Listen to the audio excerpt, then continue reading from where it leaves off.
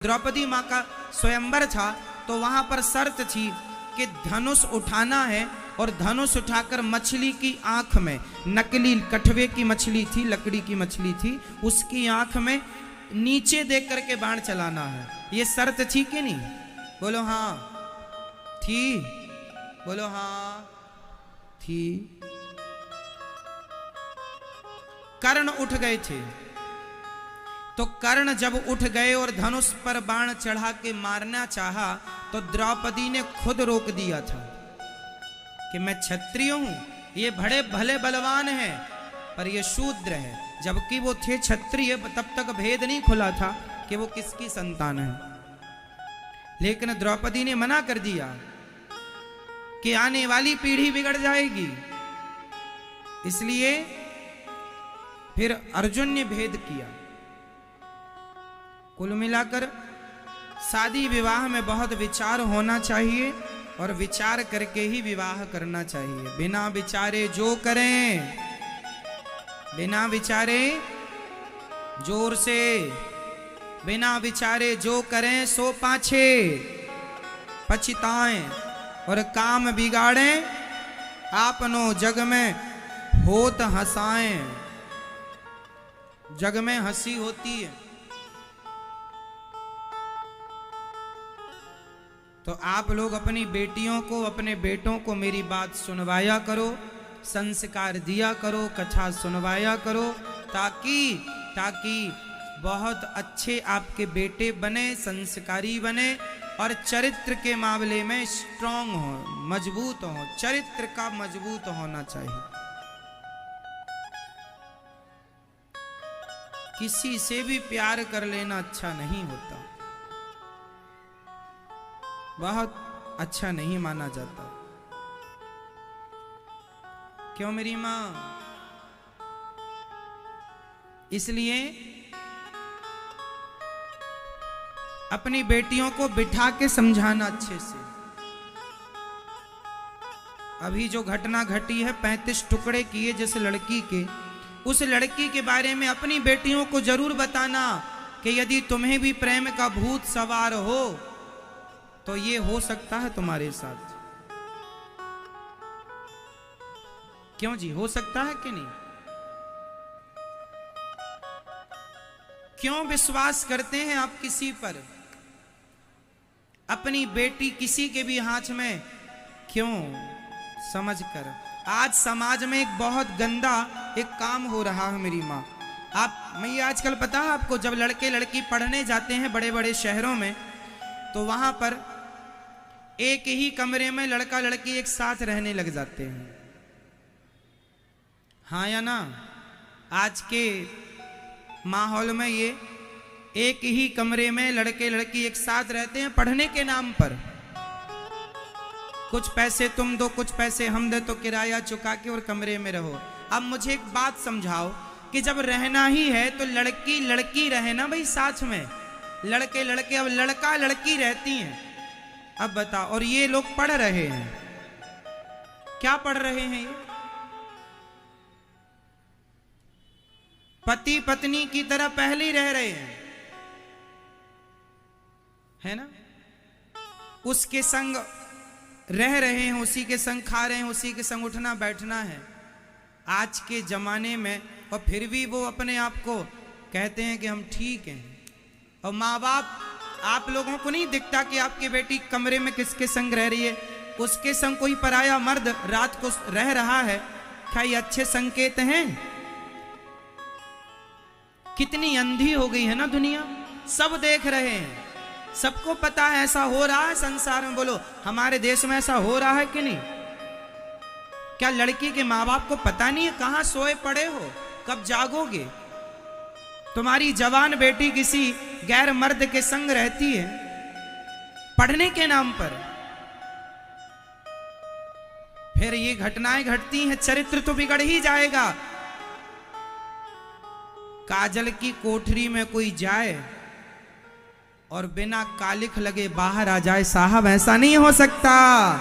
काजल की कोठरी में कितना जती हो, कितना सती हो, काजल की कोठरी में कालिख लागे ही लागे। है ना मेरी माँ? बचना कैसे संभव होगा? इसलिए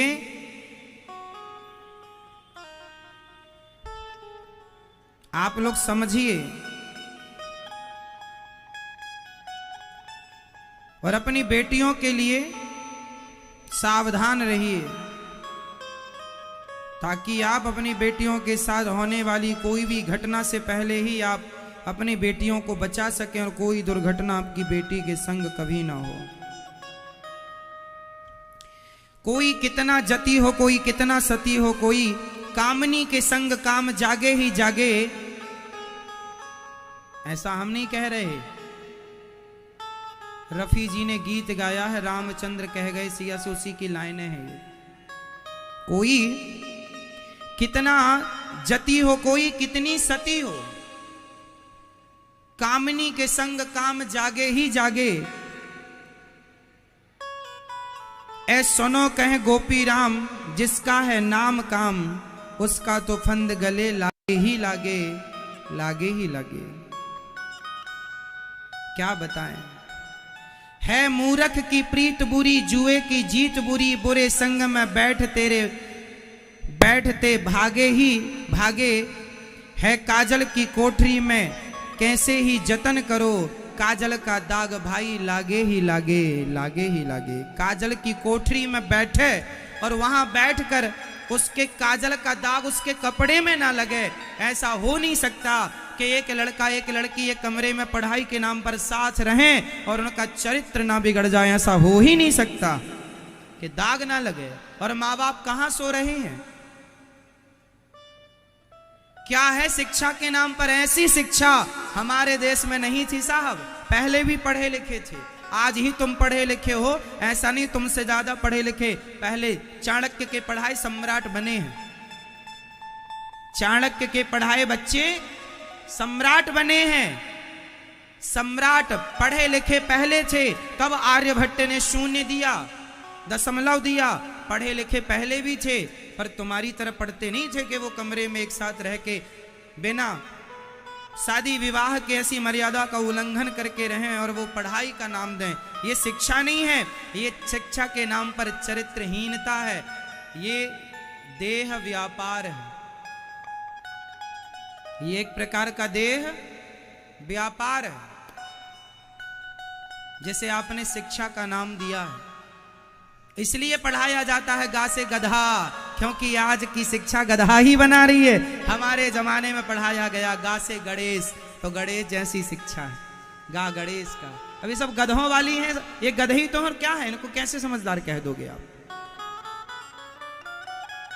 और बच्चों की गलती कम है, 5%, 95% माँ बाप गलत है। क्योंकि तुम कहां हो, तुम्हारी बेटी कहां रह रही है, तुम्हें पता ही नहीं। पढ़ाओ लिखाओ, पढ़ाने लिखाने की मनाही नहीं है, खूब पढ़ाओ बेटी को बेटों को, पर चरित्रवान बने रहें, चरित्र ना बिगड़े। और फिर भी पढ़ लें तो उसमें क्या आपत्ति है? समझिएगा मेरी माँ, मेरी बातों पर चिंतन करिएगा, अमल कीजिएगा, ताकि आपकी बेटी के 35 टुकड़े ना हो। बस मैं ये चाहता हूं कि आपकी बेटियों के 35 टुकड़े ना हो जाएं।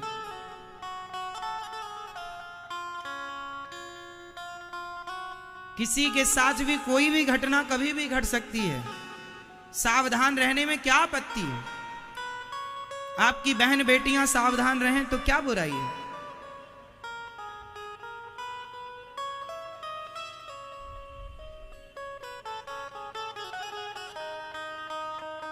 कोई 35 टुकड़े कर रहा है प्रेम के नाम पर।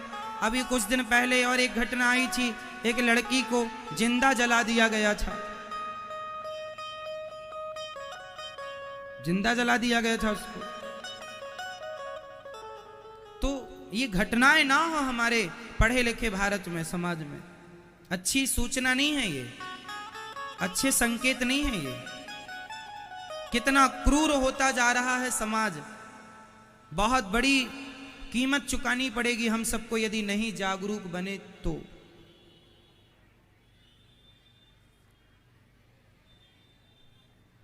भगवान का दूसरा विवाह जाम्बवती जामवंत भगवान वो मणि सत्रजित पहन करके गए हैं। बाद में वो मणि वापस भगवान लेने गए तो जाम्बवंत जी से युद्ध करके उन्हें युद्ध में संतुष्ट किया, मणि लेकर आए, उनकी बेटी को भी लेना पड़ा और दूसरा विवाह भगवान का जाम्बवती से हुआ। तीसरा विवाह भगवान का सत्यभामा से। चौथा विवाह भगवान का यमुना मैया कालिंदी से। पांचवा विवाह भगवान का मित्रविंदा से। छठा विवाह भगवान का सत्या से। सातवां भद्रा से और आठवां लक्ष्मणा के संग विवाह संपन्न हुआ। भौमासुर नाम के एक व्यक्ति थे जिन्होंने बहुत सारी कन्याओं को बंदी बना रखा था। उन कन्याओं से वह विवाह करना चाहता था। कन्याओं ने प्रेम पत्र लिखा भगवान को। भगवान ने जाकर भौमासुर को युद्ध में पराजित किया और भौमासुर के बंधन से 16,100 कन्याओं को भगवान ने आजाद किया। कन्याओं से कहा देवियों अपने अपने घर को जाओ। कन्याओं ने कहा प्रभु हम आपके बिना भला कहाँ जाएं, आप नहीं स्वीकार करेंगे तो हमें कौन स्वीकार करेगा, कहाँ जाएं हम। तब भगवान ने उन कन्याओं को कहा क्या करना है। बोले आप हमारे पति बन जाओ। जिसका कोई सहारा नहीं था, अब वो पर पुरुष से रहकर आई है ना, पर पुरुष के पास कोई समाज में स्वीकार नहीं kरेगा। तब भगवान ने उन्हें स्वीकार किया जिन्हें कोई स्वीकार नहीं करता। लोग कहते हैं भगवान ने इतने सारे विवाह क्यों किए, इसलिए किए उन कन्याओं ने कहा कि हमारा आपके सिवा कोई नहीं है। अब बताओ जिन्हें समाज दुनिया ना स्वीकार करती हो उन्हें भगवान ने स्वीकार करके कौन सा गलत किया, क्या गलत किया है। समाज में जिन्हें कोई सम्मान नहीं दे रहा था उन्हें भगवान ने सम्मान के साथ जीने का अधिकार दिया। और टोटल विवाह हो गए भगवान जी के। मैया भगवान के कितने विवाह भाई बताओ मेरी माँ, टोटल कितने विवाह हुए भगवान श्री कृष्ण के? 16,000। हाँ 16,108। ये द्वारिका की पत्नियां हैं, मतलब द्वारिकाधीश जी की। और वृंदावन में जो कन्हैया हैं राधा रानी भी इनकी पत्नी है। ये सब अलग गिनती है, यहाँ की पत्नियों की अलग, यहाँ की तो कोई गिनती नहीं है। भगवान की पत्नी कौन कौन है? आप लोग किसकी पत्नियां हैं? बोलो मेरी मां, आप किसकी पत्नी हो? शर्मा गई मेरी मां, पति का नाम पूछ लिया महाराज ने।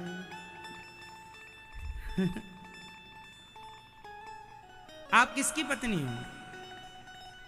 रामलाल की?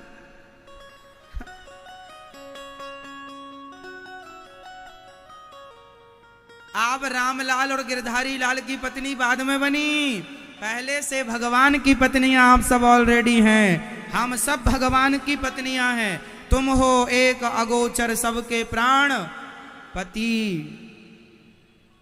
हम सब किसकी पत्नी हैं? बोलो। और पुरुष लोग भी पत्नियां हैं। तुम पुरुष लोग ये ना समझना हम तो पुरुष ना, तुम्हारे भीतर जो आत्मा है उस आत्मा के पति परमात्मा ही होते हैं। हम लोग कहते तुम हो एक अगोचर सबके प्राणपति,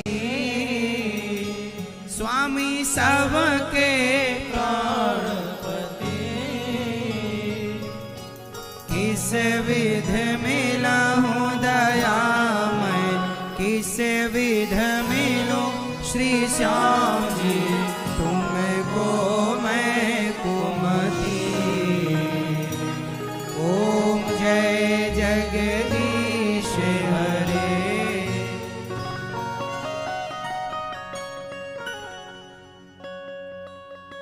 सही है मेरी माँ। तो सबके पति कौन? आपके पति कौन? और ये जो आपका पति है आपके साथ, ये कौन है? ये इनकी फोटो कॉपी है, ओरिजिनल पीस तो यही है, ये फोटो कॉपी है। ओरिजिनल आधार कार्ड फिर उसकी फोटो कॉपी। तो ये फोटो कॉपी, डुप्लीकेट, ओरिजिनल भगवान ही है। मैया इसलिए कहता हूं, ये पति चल पड़े भगवान के यहाँ तो रोइए मत, घबराइए मत। इस पति के बाद भी एक पति और है जिसका नाम परमेश्वर है, वो आपके हैं। मेरे तो गिरधर गोपाल, दूसरों ना कोई। क्या बताऊं मेरी मां, भगवान में मन लग जाए, आनंद आ जाए।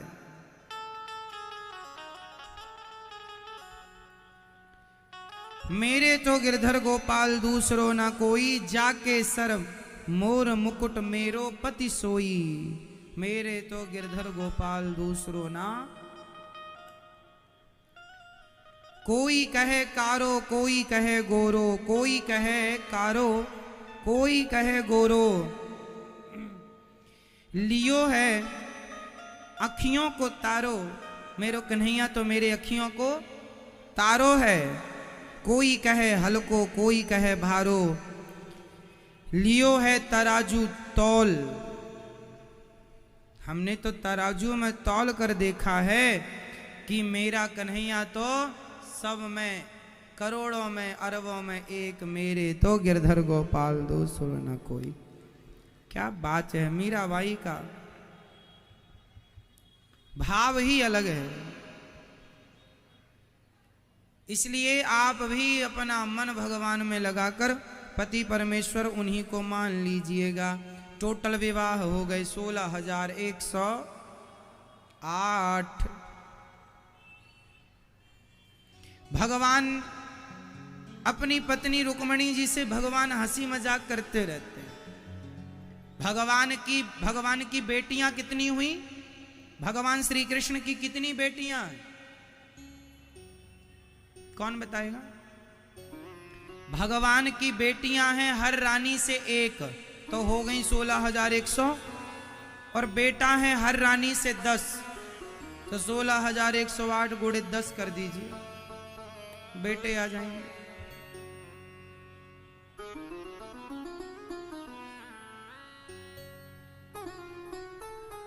सो लो, सो जाओ। सोने का भी तरीका नया है, पता ना लगे किसी को कि हम सो रहे हैं।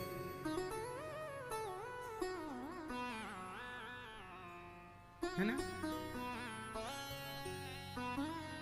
तो भगवान अपनी पत्नी मतलब मां रुक्मणी जी से प्रेम की वार्ता करते हैं। भगवान, आप लोग भी पति पत्नी हंसी मजाक करते रहा करो। आप लोग दादाजी आपसे मजाक करते हैं कि नहीं मैया? मैया तो शर्मा रही हैं। कर लेते हैं मजाक? थोड़ा हंसते रहो, मुस्कुराते रहो। हंसते हंसते कट जाए रस्ते, जिंदगी यूं ही चलती रहे। थोड़ा मुस्कुराया करो।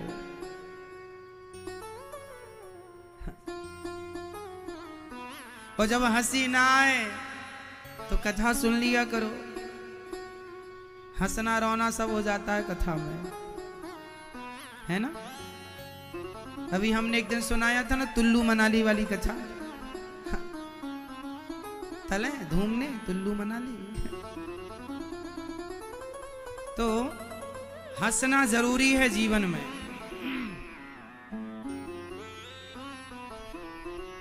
भगवान भी अपनी पत्नी मतलब मां रुक्मणी जी से मजाक में कह रहे हैं, तुम्हें हमसे विवाह करने की क्या जरूरत थी? तुम तो शिशुपाल से कर लेती, तुम्हारा तो वहां फिक्स था।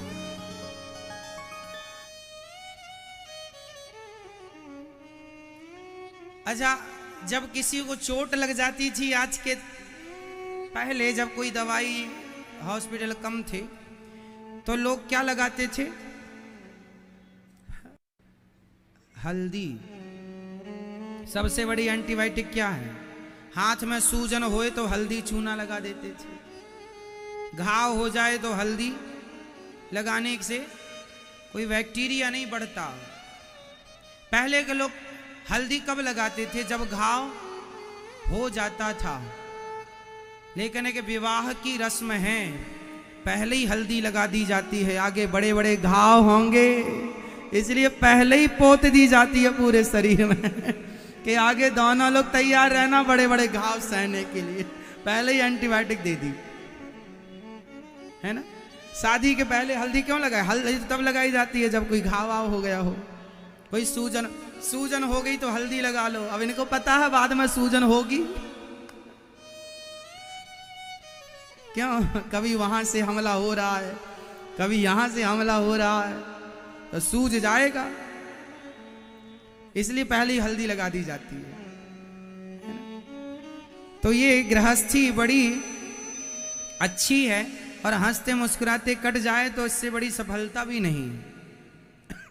तो भगवान की बात सुन के माँ रुक्मणी जी गिर गई। भगवान ने चतुर्भुज रूप से माँ भगवती को थामा है, और पंखा इत्यादि भगवान करने लग गए। रुक्मणी माँ जब संभली तो भगवान का बड़ा प्यारा जवाब दिया, प्रभु आपके सिवा हमारा कौन है? आप कहते हैं हमारा कौन है? आप सबके हैं।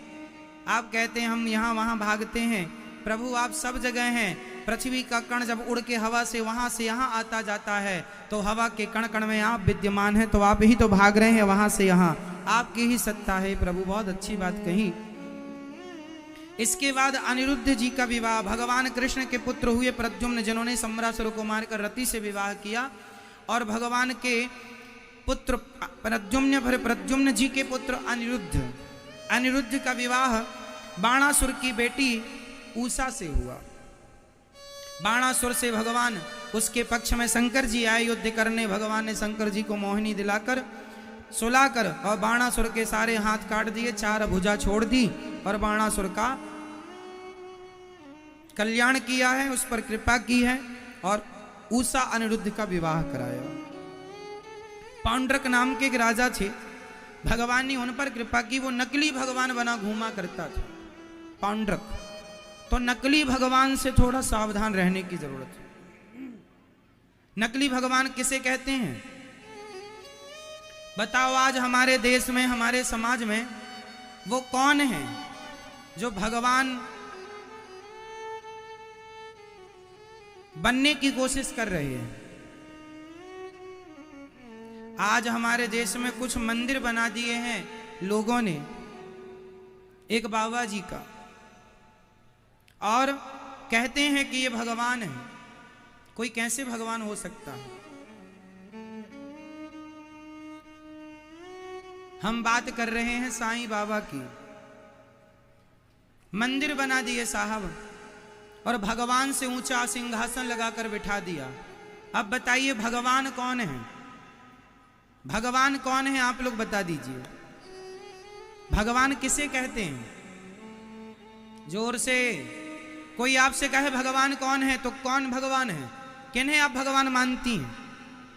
जोर से, जोर से आप बोलो। क्या कह रही हैं? भगवान एक ही होते हैं, 2 4 6 10 नहीं होते। भगवान एक है, उनका नाम है भगवान श्रीमन नारायण। वह नारायण ही श्री कृष्ण है, और वही राम है, वही नरसिंह है, वही वामन है, वही ब्रह्मा है, वही विष्णु है, वही शिव है। भगवान एक है, एको ब्रह्म द्वितीयो नास्ति, ईश्वर एक है। भगवान 2 नहीं हो सकते। इसलिए आप भगवान एक को मानिए, और वो भगवान है भगवान श्रीमन नारायण, अनादि से हैं। वेद कहते हैं कि भगवान ये हैं। अब बाबा जी का मंदिर बना दिया, और मंदिर बनाकर ऊपर बिठा दिया। भगवान के विग्रह, भगवान को नीचे बिठाकर बाबा जी को ऊपर बिठाकर कह दिया गया ये भगवान है। बताइए, आप उत्तर दीजिए, क्या आपके पति की जगह कोई दूसरा पुरुष ले सकता है मैया? बोलो, उत्तर दो।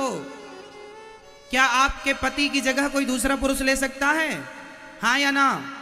जब आपका पति, आपके पति की जगह कोई दूसरा पुरुष आपके पति की जगह नहीं ले सकता, तो कोई दूसरा भगवान की जगह कैसे ले सकता है? साधु संत के रूप में स्वीकार करना ठीक है। हम साधु संत के रूप में तो सम्मान कर सकते हैं। आप किसी पुरुष का, आप किसी मर्द का सम्मान भाई और बेटे के रूप में तो कर सकती हो, लेकिन पति के रूप में नहीं कर सकती हो। आप किसी पुरुष को भाई तो बना सकती हो, बेटा तो बना सकती हो, क्या पति बना सकती हो? बस हम किसी को साधु संत तो मान सकते हैं, परंतु भगवान तो एक ही है। फिर सब भगवान हो जाएंगे। सबके मंदिर बना दीजिए आप। जरा सा लोग कहते हैं साहब उन्होंने चमत्कार किया। चमत्कार तो जादूगर भी कर लेता है। और चमत्कार हनुमान जी ने पहाड़ उठाया, बिना खंबे का सेतु बन गया। एक उंगली से पहाड़ भगवान श्री कृष्ण ने उठाया। क्या ये चमत्कार तुम्हें नजर नहीं आता? चमत्कार को नमस्कार करने वालों, गड्ढे में गिरोगे एक दिन। ना घर के रहोगे ना घाट के। कोई भगवान नहीं हो सकता। बताओ आप लोगों के बाप कितने हैं? उत्तर दे दो फटाफट। 1 2 3 कितने? कितने बाप हैं आपके? क्या 2 हो सकते हैं? जोर से। जब बाप 2 नहीं हो सकते तो भगवान 2 कैसे हो जाएंगे साहब? कोई भी भगवान कैसे हो जाएगा? जब कोई बाप नहीं हो सका तो भगवान कैसे हो जाएगा? भगवान एक है। श्रीमन नारायण वही राम वही कृष्ण है, इनमें कोई भेद नहीं। इसलिए अज्ञानवश रास्ता ना भटकना, वरना ना घर के रहोगे। संत के रूप में प्रणाम कर लो आप बाबा जी को, कोई आपत्ति नहीं। कबीरदास जी, सूरदास जी, रैदास जी, रसखान, ये तो अपने आप में भगवत प्राप्त भक्त हैं।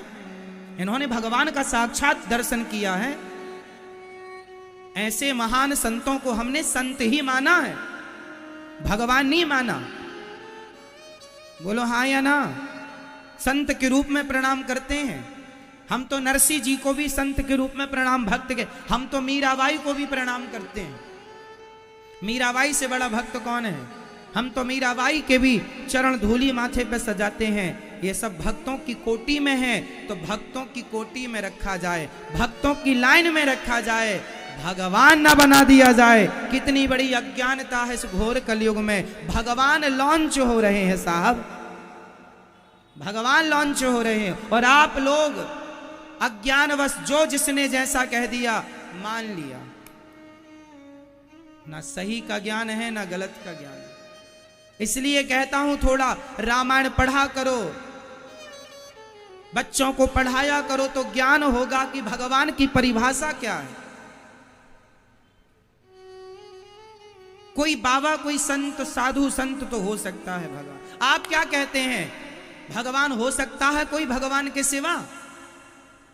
बोलो मेरी मां, बोलो। हो सकता है? नहीं। बाप 2 ना हो सके, पति 2 ना हो सके, भगवान 2 कैसे हो जाएंगे? ईश्वर एक है। भगवान कितने हैं?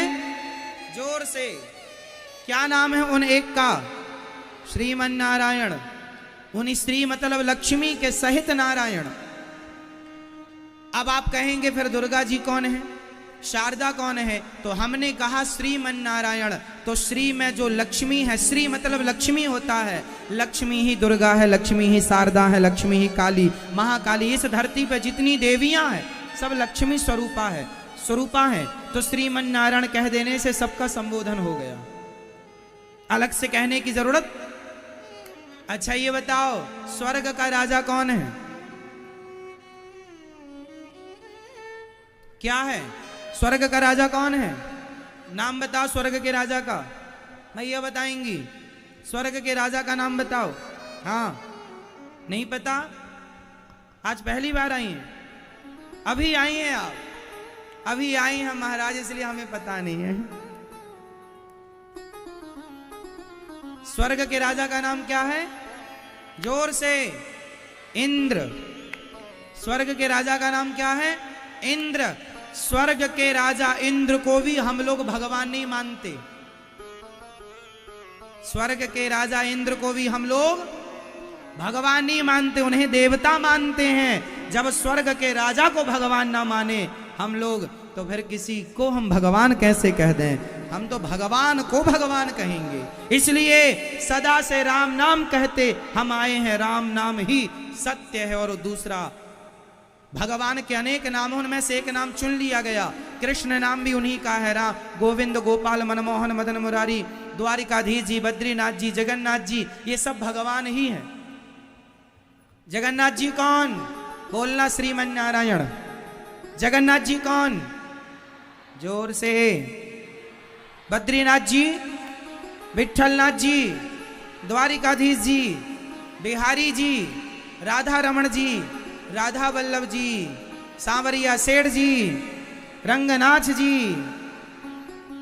तिरुपति बालाजी, आपके घर के छोटे से गोपाल जी, वह भी श्रीमन नारायण ही है, भगवान ही है अनेक रूपों में। अनेक रूप रूपाय विष्णवे प्रभु विष्णवे।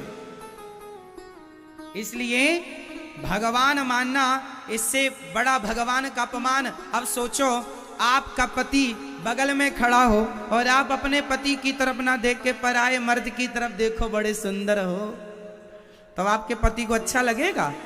ऐसे ही जब आप भगवान की जगह किसी और को बिठाती हो तो भगवान को कैसा लगेगा? रे राम राम, घोर कलयुग आ गया, यहाँ तो भगवान भी नकली। अभी तो सुना था कि खाने पीने के सामान नकली है, अभी तो दूध में मिलावट सुनी थी, घी में मिलावट सुनी थी, आज तो भगवान में भी मिलावट हो गई। घोर कलयुग है, मिलावटी भगवान मिल जाएंगे आपको साहब। बोलो हाँ या ना?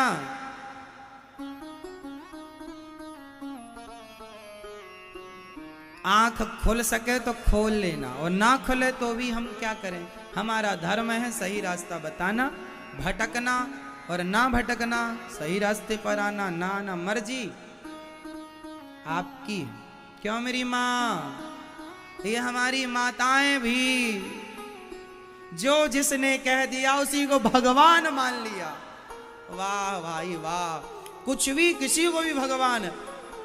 मार्केट में तो और भी भगवान है, क्या क्या हम बताएं, कोई भी बाबा भगवान बन जाता है, आप मान लेती हो। ये तुम्हारे बनाए भगवान ही है। आजकल कुछ भगवान जेल की हवा में खा रहे हैं, ये तुम लोगों ने बनाए थे भगवान। भगवान है, भगवान है, भगवान है, चढ़ा दिया चने के झाड़ में। लो बाबा जी आजकल जेल में है।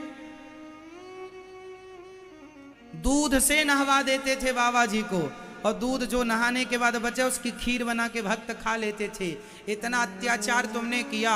अरे दूध से नहलाने का अधिकार केवल भगवान को नहवा सकते हैं, इंसान दूध से नहीं नहा सकता। पाप है दूध से नहाना, गोरस है वो। दूध से केवल भगवान नहाते हैं। तुम दवाई के रूप में दूध दही का उपयोग करो तो अलग विषय है, बाकी नहाना दूध से ये अपराध है। दूध से केवल भगवान नहा सकते हैं। दूध से केवल भगवान का अभिषेक होता है, या फिर राजा का अभिषेक होता है, या फिर राजा का अभिषेक होता है, क्योंकि राजा भी भगवान के स्वरूप माना जाता है प्रजा के लिए। भगवान नहीं है भगवान की तरह माना कि समाज इसको भगवान की तरह बात मानेगी, और राजा भी सही काम करे तो, गलत राजा के लिए नहीं। राम जैसे राजा हो तो राजा को दूध से नहवा करके अभिषेक किया जाता है। तो ये दूध से नहवाना गुरु जी के पांव भी दूध से नहीं धुलने चाहिए। आप लोग कई बार गुरु जी के पांव दूध से धुलते हैं ना, मैं भी कई जगह जाता हूँ, लोग मेरे लिए भी दूध ले आते हैं। समझाता हूँ हाथ जोड़ के कि दूध से हमें पांव धुलोगी तो हम तो खूब बड़े नरक में जाएंगे, पर तुम भी चलोगी नरक में या जाओगे। इसलिए हमेशा गुरु के चरण धोने हैं तो सिंपल जल से धुल लो, जल से, पानी से। दूध से केवल ठाकुर जी नहाएं तो अच्छा है। दूध से किसका अभिषेक होता है? केवल भगवान जी का। और इंसान कोई कितना भी इंटेलिजेंट हो, वो भगवान नहीं हो सकता। कान खोलकर सुन लो, साधु हो सकता है, गुरु हो सकता है, गुरु हो सकता है, भगवान नहीं हो सकता। समझ रही हो मेरी माँ? हाँ या ना?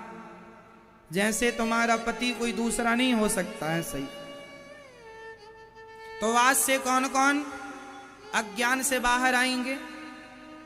उठा लो हाथ। और समाज को इस ज्ञान की अत्यधिक जरूरत है, देना सीखो भटके हुए लोगों को।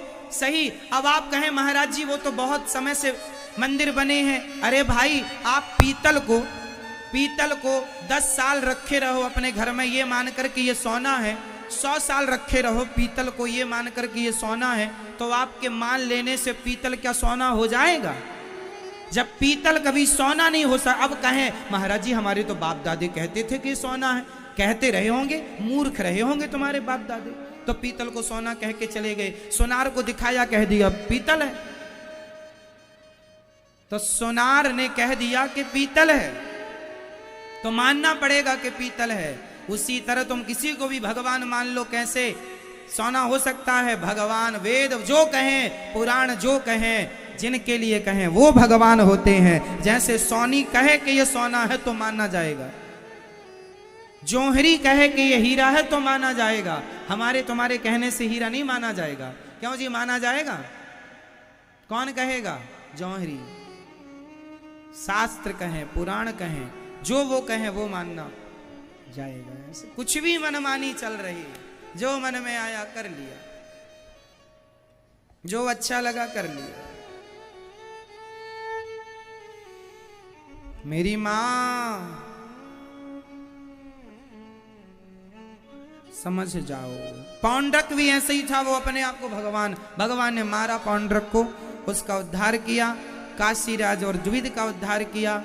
जरासंध के जेल से भगवान ने 20,800 राजाओं को मुक्त किया है। कितने राजाओं को? 20,800 राजाओं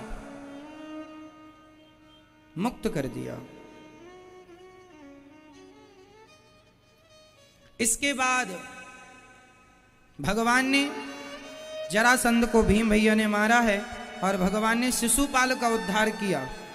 धर्मराज युधिष्ठिर जी के यज्ञ में भगवान ने सेवा की और यज्ञ पूरा कराया। शाल्व का और दंतवक्र का उद्धार किया भगवान ने। भगवान के परम मित्र का नाम था सुदामा।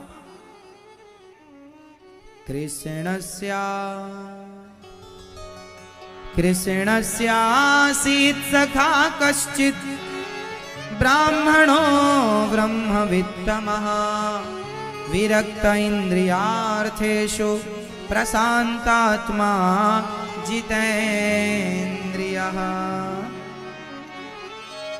सुदामा जी परम भक्त, परम रसिक भक्त हैं। गरीबी में गुजारा करते हैं, पर सुदामा जी स्वप्न में भी भगवान के अतिरिक्त कहीं मन नहीं लगाते। भगवान के अतिरिक्त सुदामा जी कहीं मन नहीं लगाते। सुदामा जी गरीबी में जीवन गुजार रहे हैं, बहुत बड़े भक्त हैं।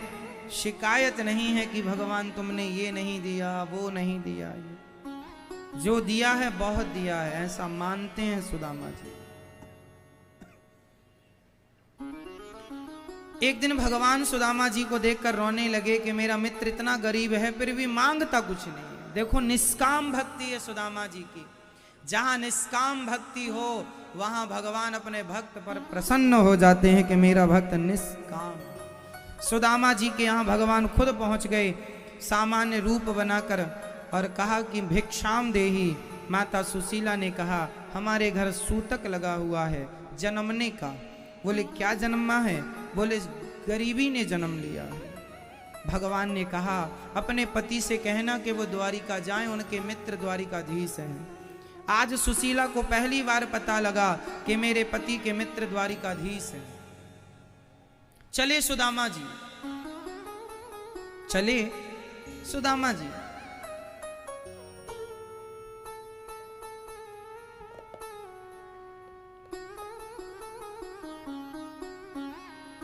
सुदामा 4 मुट्ठी चावल बांध दिया माता सुशीला ने। 4 मुट्ठी चावल लेकर सुदामा जी द्वारिकाधीश से मिलने चले। चलना काम सुदामा जी का है। सुदामा जी को पता नहीं है कि मेरे कन्हैया कहाँ रहते हैं, रास्ता क्या है। चल पड़ना हमारा काम है, मंजिल तक पहुंचाना स्वयं द्वारिकाधीश का काम है।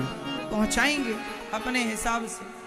चले सुदामा, और सुदामा जी कह रहे हैं, हे द्वारिकाधीश,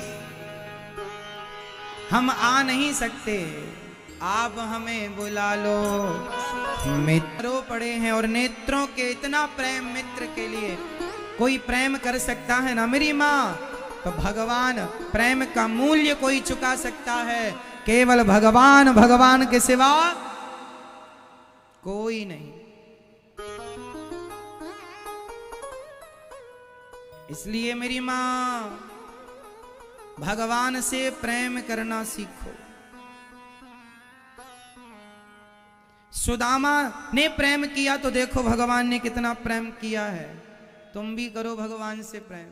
समय ना गवाओ दुनिया के प्रेम में, ये दुनिया का प्यार झूठा है, भगवान से किया गया प्यार ही सच्चा है। नेत्रों का जल भगवान ने सुदामा के लिए। मित्र क्या दिया है मेरी भाभी ने। सुदामा पोटरी छिपाने लगे, छीन ली, खोल कर देखा 4 मुट्ठी चावल। चावल पहली मुट्ठी द्वारिकाधीश ने चावल उठाकर जो खाया, वाह मित्र बड़ा स्वाद है इन चावलों में। द्वारिकाधीश सूखा चावल खा रहे हैं और कह रहे हैं इससे अच्छा चावल नहीं। जब दूसरी मुट्ठी खाने लगे तो माँ रुक्मणी अम्बा ने हाथ पकड़ लिया, द्वारिकाधीश सब खा लोगे आप, हमारे लिए क्या बचेगा।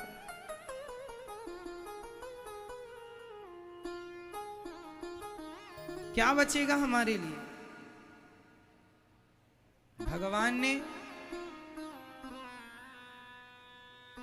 बड़े प्रेम से अब दूसरी मुट्ठी चावल ना खाकर रुक्मणी जी को दिया, खीर बनाकर सब में बांटी गई। सुदामा भले गरीब थे, 4 मुट्ठी चावल ही सही, पर अन्न दान दिया था सुदामा जी ने। बोलो हाँ या ना। क्या दान दिया सुदामा जी ने? थोड़ा ही दिया। थोड़े के बदले भगवान ने फिर 2 लोकों का स्वामी बना दिया विश्वकर्मा जी को भेज कर।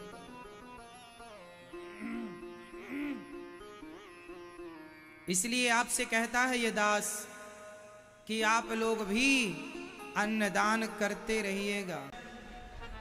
लीला हुई भगवान की। सुदामा जी वहां से भगवान को दर्शन करके जब जाने लगे, तब सुदामा जी अपने नगर में गए तो पहचाने ही नहीं कि हमारी वही नगरी है। सुशीला माँ ने सब बताया कि प्रभु का दिया है। सुदामा जी ने कहा प्रभु धन तो दिया है, अभिमान कभी ना आए इसका, ऐसी कृपा बनाए रखिएगा। भगवान ने कृपा की। सांब इसके बाद कुरुक्षेत्र में भगवान गए हैं, जहां अपनी गोपियों से भेंट हुई है। हमने पहले दिन की कथा में ये संदर्भ कथा सुनाई थी कि जगन्नाथ जी भगवान कैसे प्रकट भये, और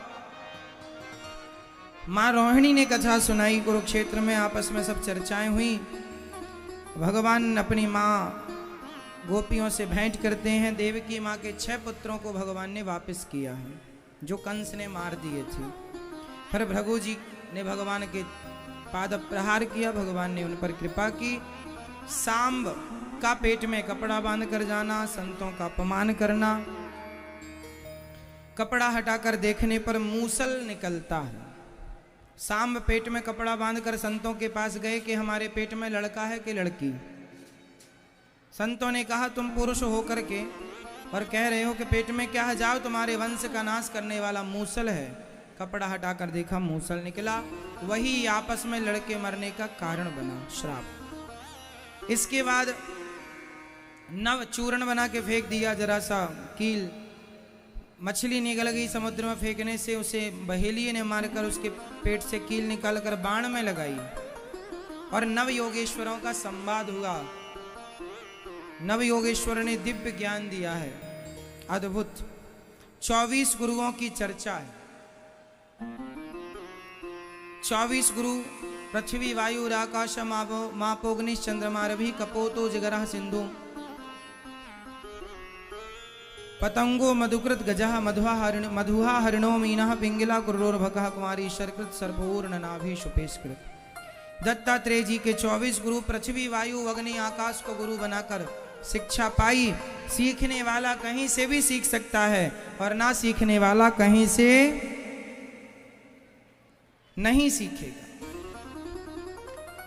प्रभास क्षेत्र में सारे यादव आपस में लड़कर के समाप्त हो जाते हैं और भगवान ने देखा कि अब समय हो गया, 125 वर्ष की लीला पूरी हो गई।